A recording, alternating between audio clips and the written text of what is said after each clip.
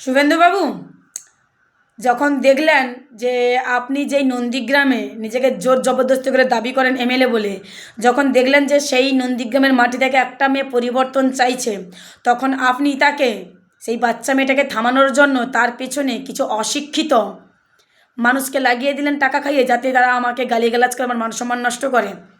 কী ভেবেছেন আমি তাতে চুপ করে যাব? দেখুন, একটা কথা বলি, যেখানে আপনার মতো একজন বিরোধী রাজনৈতিক দলনেতা মাননীয় মুখ্যমন্ত্রী মমতা বন্দ্যোপাধ্যায়কে খালা, ফুফু, বেগম এইসব বলে অকথ্য ভাষায় খেস্তি দেয়, অর্থাৎ ভারতবর্ষের বুকে মমতা বন্দ্যোপাধ্যায়কে কেউ যদি সবথেকে বেশি অপমান করে থাকে সেটা হচ্ছে আপনি।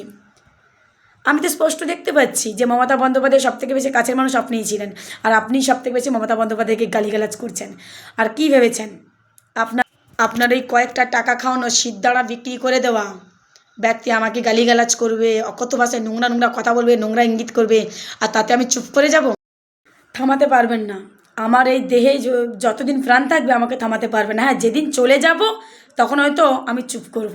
তবে আমি বলতে চাই, আমি চাই আমার মতো এরকম হাজারটা অষ্টমী যেন তৈরি হয় পশ্চিমবঙ্গের মাটিতে দাঁড়িয়ে, যারা বিজেপির নোংরা চিন্তা, যারা ধর্ম দিয়ে রাজনীতি করছে, যারা হিন্দু মুসলমান মন্দির মসজিদ এইসব দিয়ে রাজনীতি করছে, যারা বাংলার মনীষীকে অপমান করছে, যেন এই অষ্টমীর মতো হাজারটা অষ্টমী এই পশ্চিমবাংলার মাটি থেকে যেন তারা আগামী দিনে তৃণমূলের হয়ে সত্যের জন্য চোখে চোখ রেখে বাংলা বিরোধীদের নোংরা চিন্তা ভাবনার জন্য গুঁড়িয়ে দেয়। তাই আমি বলবো, আপনারা আসুন। হ্যাঁ, আপনাদেরকে আগামী দিনে স্বাধীনভাবে বাঁচার জন্য আমার মতো প্রতিবাদ করতে হবে।